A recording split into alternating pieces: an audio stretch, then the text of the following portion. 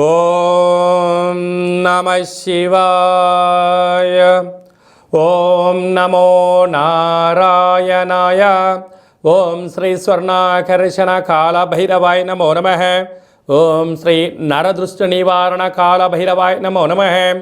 ఓం గణానాం త్వా గణపతిగం అవామహే కవిం కవేనాపవస్రవస్తవం జ్యేష్ఠరాజం బ్రహ్మణస్వత ఆనశృణ్వన్నోతభిస్సీదసాదనగం శ్రీమహాగణాధిపతయే నమః. ఓం ఆదిత్యాయ సోమాయ మంగళాయ బుధాయ చ గురుశుక్రశనిభ్యశ్చ రాహవే కేతవే నమో నమః. హరి ఓం. మా ఛానల్కి స్వాగతం. చూస్తున్న వీక్షకులకు ప్రేక్షకులకు ప్రియ కాలభైరవ భగవద్బంధులకి స్వాగతం పలుకుతూ మమ్మల్ని ఎంతగానో ఆదరిస్తూ ఉండబడినటువంటి ప్రియ సోదరి మనుషులకు అందరికీ, సనాతన ధర్మ సంరక్షకులకు అందరికీ కూడా నూతన తెలుగు ఉగాది పండగ శుభాకాంక్షలు.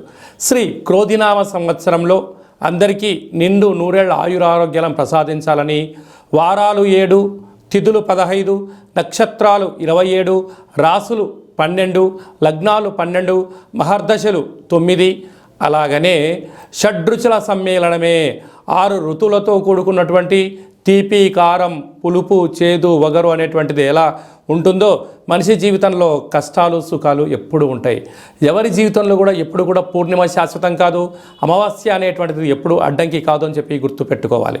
కనుక ఈ 360 రోజులు ఈ క్రోధినామ సంవత్సరంలో 30 సంవత్సరాల తర్వాత శని భగవానుడు తన సొంత గృహంలో ఉండగా వచ్చినటువంటి క్రోధినామ సంవత్సరం కావడం వలన అందరికీ నిండు నూరేళ్ల ఆయురారోగ్యాలని, విద్య, ఉద్యోగ, వ్యాపార, రాజకీయ, సేవారంగ కార్యక్రమాల్లో అన్నింటా విజయం సాధించాలని కోరుకుంటూ ఈ సంవత్సరంలో అందరికీ తెలుగు ఉగాది పండుగ శుభాకాంక్షలు. ద్వాదశ రాశిలో గ్రహ గమనాన్ని ఒకసారి వీక్షింపచేద్దాం. మేషరాశిలో గురు సంచార స్థితి, కన్యరాశిలో కేతు భగవాను సంచార స్థితి, కుంభరాశిలో శనిచర స్వామివారు స్వక్షేత్ర సంచార స్థితి, మీనరాశిలో రాహు సంచార స్థితితో ద్వాదశ రాశిలో గ్రహ గమనాలు ఈ విధంగా ఉన్నాయి. అలాగనే మనకు 26/4/2024 సంవత్సరంలో అనగా ఈ తెలుగు ఉగాది పండగ తదనంతరమే గురువు మేషరాశిలో నుంచి వృషభ రాశిలోకి నర్మదా నది పుష్కర సందర్భంగా గృహ మార్పు ఉందని చెప్పి గమనించాలి. ఈ క్రోధినామ సంవత్సరానికి అధిపతి రాజు అంగారకుడు.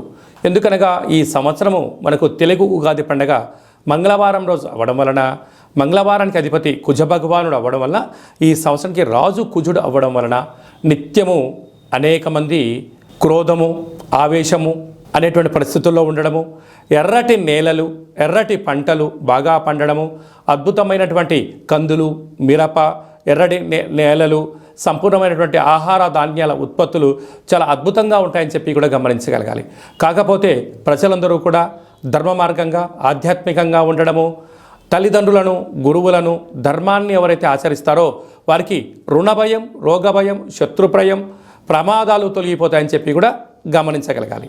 అలాగనే ఈ సంవత్సరము మంత్రివర్యులు శని భగవానుడు అవ్వడం వలన ఆ శని భగవానుడు ప్రస్తుత కాలమాన ప్రకారంగా కుంభరాశిలో సంచారము చేయడం వలన ధర్మ మార్గంగా ఎవరైతే ఉంటారో వారికి చాలా మంచి కాలము అని చెప్పి గమనించగలగాలి.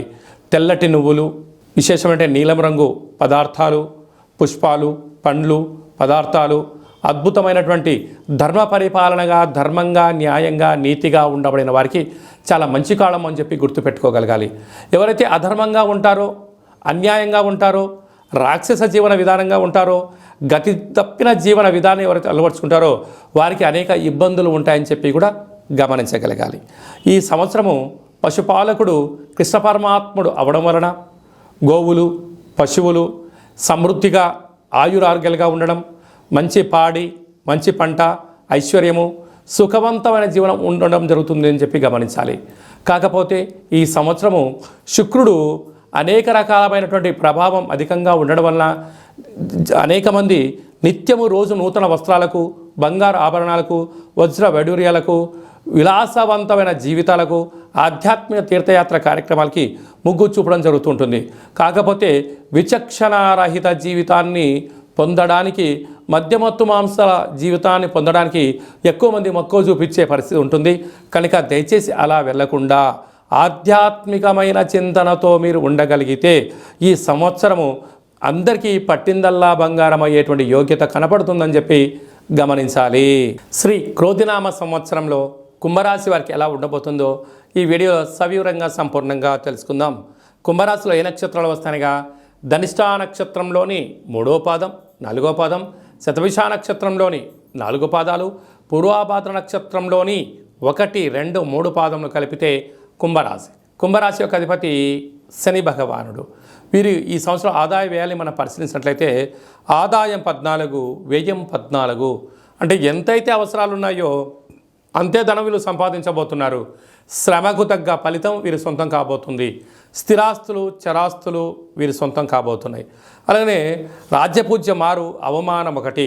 రాజకీయాల్లో రాణించాలి అనుకుంటున్న వారందరికీ కూడా చాలా మంచి కాలము అని చెప్పి మీరు గమనించగలగాలి. అలాగే మనం కందాయ ఫలితాన్ని బాగా గమనించినట్లయితే ఒక శతభిష నక్షత్ర జాతకులకు మధ్యసున్న కారణం వలన మనోవేదన, ఆత్మ క్షోభ, ఎవరి చెప్పుకోలేనటువంటి బాధలు వీరికి ఎక్కువ అవుతాయని చెప్పి గమనించాలి. ఈ సంవత్సరము మంత్రివర్యులు శని భగవానుడే అవ్వడం వలన నిత్యము ప్రపంచంలో కరువులు, కాటకాలు, ఇబ్బందులు, ప్రమాదాలు, జలగండాలు, అగ్ని ప్రమాదాలు అనేకంగా పొంచి ఉన్నాయి.